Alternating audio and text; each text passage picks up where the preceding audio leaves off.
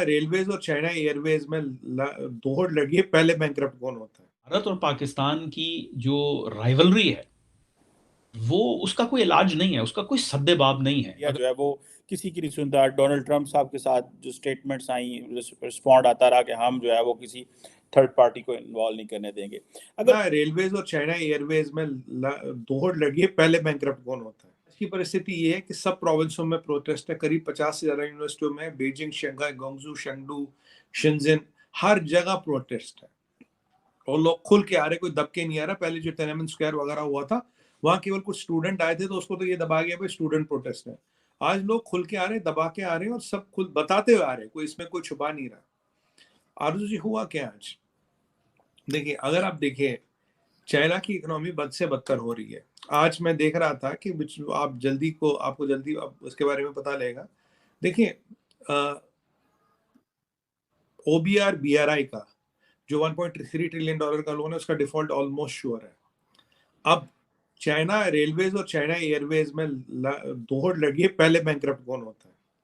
China ने 7-7.5 लाख नौकरियां निकाली है सेमीकंडक्टर सेक्टर में। दुनिया भर से इंजीनियर आओ काम करो, कौन जाएगा चाइना काम करने? कोई नहीं जा रहा। ताइवानीज ने भी मना कर दिया। दिक्कत क्या है? $350 बिलियन का semiconductor sector is on the verge of declaring bankruptcy. But क्यों नहीं डिक्लेयर करा? डिक्लेयर इसलिए नहीं करा, अगर वो करेगा तो आपको $3 ट्रिलियन का जो आपका इलेक्ट्रॉनिक इंडस्ट्री, उसको भी बैंकरप्ट डिक्लेयर करना पड़ेगा। और जो आपका सबसे बड़ा फ्लैगशिप प्रोडक्ट जो है, सस्ते मोबाइल फोन, ये छोटे मोटे चीजें ये बनाते हो, ये सारे खत्म। दैट मीन्स चाइनीज जो एक्सपोर्ट्स है, करीब 3 ट्रिलियन का एक्सपोर्ट बताते हैं, उसमें बहुत बड़ी सेल लग जाएगी। मतलब यू आर लिटरली डिक्लेयरिंग कि तुम्हारा एक्सपोर्ट खत्म, ऑलमोस्ट। तो यहाँ जीडीपी का सबसे बड़ा कंट्रीब्यूटर जो है रियल एस्टेट, वो खत्म, या एक्सपोर्ट का सबसे बड़ा कंट्रीब्यूटर जो इंडस्ट्री है वो खत्म। तो ऐसे दौरान में चाइना इज डिफिकल्ट टेरेन। मैंने आपको बताया था, देखिए चाइना की इकोनॉमी टूटने वाली है, इसीलिए उसको बचाने के लिए ये सब नाटक, जीरो कोविड वगैरह का नाटक किया जा रहा है। अब हमारा फॉक्सकॉन की बात करें, फॉक्सकॉन जिसमें 2 लाख लोग काम करते हैं, वहां इन्होंने बोला जी यहाँ कोविड आ गया, तो कुछ 30-40 हजार लोग तो ऐसे कूद फाद के भाग गए। उसके बाद फिर इन्होंने बोला जी कि फिर वहां क्या हुआ अर्जु जी, कुछ लोगों को बोला कि आप यहाँ रहिए, हम आपका ध्यान रखेंगे। कचरा जमा हुआ, पानी खत्म, खाना खत्म, तनख्वाह नहीं मिली, नई तनख्वाह की पता नहीं, कारखाना खुलेगा नहीं खुलेगा पता नहीं। फिर लोगों ने कहा यार, खाना नहीं, पानी नहीं, ये नहीं, दवाई नहीं, दारू नहीं, कुछ नहीं, और हम है कोविड भी नहीं। अच्छा, एक और बताओ, जिसको कोविड होता है उसी को नहीं पता उसको कोविड हुआ है, और कह रहे तुम सब यहाँ रहो, यहाँ कोविड है। इकोनॉमिक आउटलुक चाइना में देखिए 2.3% आ गए तो ओपन सीक्रेट है। 4.4 की बात है, आईएमएफ कह रहा था, 2.3 कह रहा था, 2.3 से भी अब कम आ गया। डिफॉल्ट करते ही चाइना की कहानी ऑलमोस्ट खत्म। ऐसी परिस्थिति में लोग को आपको बंद करना पड़ेगा, क्योंकि अगर बाहर आगे काम नहीं मिला तो हंगामा मचाएंगे तो प्रोटेस्ट होगा तो जी जिनपिंग गद्दी जाएगी। दुनिया का 60% जो टोटल खाना पीना उन्होंने होल्ड कर रखा। क्यों? इनके यहाँ रिसेशन आएगा, इनके यहाँ काम नहीं बचेगा, तब ये खाना दे देके लोगों को शांत कराएंगे, क्योंकि इन्हें पता अगर खाना भी नहीं मिला, काम भी नहीं है, खाना भी नहीं है, तो फिर तो भैया कोई किसी की नहीं सुनता। फॉक्सकॉन में जो हुआ वो एक केस स्टडी है कि फॉक्सकॉन क्या, फॉक्सकॉन चाइना का फ्लैगशिप कारखाना है। फॉक्सकॉन वो चीज है जो चाइना का प्राइड है। फॉक्सकॉन वो चीज है जिसको दिखा दिखा के वो दुनिया भर से काम लेते हैं। फॉक्सकॉन इतनी बड़ी प्रेमिसेस, सेमीकंडक्टर, 2 लाख लोग एम्प्लॉयज अंदर रहते हैं, एप्पल यहाँ बनाता है। उसमें अगर ये हालत हुई तो छोटे मोटे कारखानों की तो पूछिए मत क्या हालत होगी। उसमें ये हालत हुई तो अब क्या आज चाइना एक मैन्युफैक्चरिंग, रिलायबल मैन्युफैक्चरिंग बेस है? नहीं है।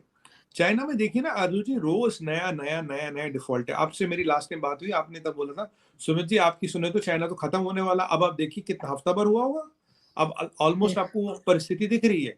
मुझे लोग कहते थे अरे चाइना की इकोनॉमी बहुत स्ट्रांग है, 10 billion trade, 13 billion, 14 trillion, 15 trillion, हाँ सर, इम्प्रेशन तो यही आता है कि बहुत स्ट्रांग कंट्री है, बड़ी कंट्री है, सारी दुनिया को जितनी छोटी कंट्रीज है उनको लोन देती है, इसलिए उसकी लोन पे भी आ जाऊंगा। ये आपने इतना बड़ा प्रोटेस्ट चाइना में होते सुना नहीं होगा, जबकि चाइना ट्रेडिशनली एक कंट्री रही है जहां खाना जब कम होता है, ये सुनिएगा आरजू जी, जब खाना कम होता है यहाँ तराही तराही मचती है।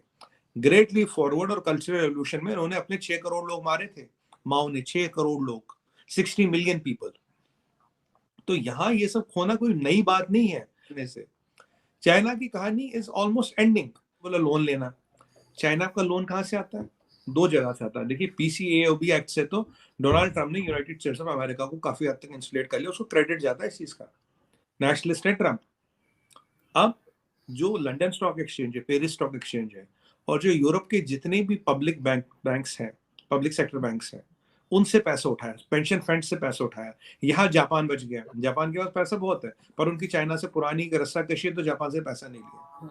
आपको पता है स्विट्जरलैंड का state bank of Switzerland, state bank या nationalised bank of Switzerland is declaring loss this quarter, is going to declare loss, या डिक्लेयर हो चुका है, होने वाला है। जो स्विट्जरलैंड पैसे का हवन माना, क्रेडिट स्विस की हालत खराब है, क्रेडिट स्विस की अगर आप देखें तो हालत खराब है। अमेरिका में लास्ट टाइम रिसेशन कैसे आया था, लेमन ब्रदर्स टूटा था, एक बड़ा बैंक, यहाँ पूरी कंट्री के टूटने की बात हो। तो ये जो चाइना ने गेम खेला है, ये उधार के पैसे पे दिवाली मनाने वाली बात है।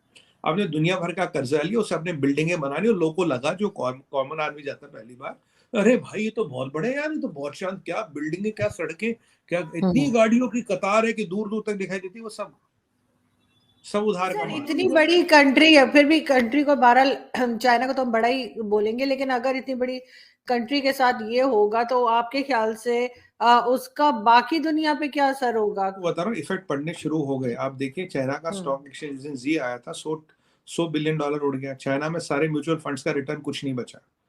चाइना में तो इफेक्ट दिख रहा है। अब इसके इम्पैक्ट आपको हर यूरोप की स्टॉक एक्सचेंजों में सबसे पहले दिखेंगे, फिर आपके अमेरिकन स्टॉक एक्सचेंजों में दिखेंगे। यूरोप ऑलरेडी रिसेशन में because of stupid Russian Ukraine war. दुनिया की इकोनॉमी पहले नीचे गिरेगी, फिर उठेगी without China, but there will be a lot of smaller countries will go bankrupt.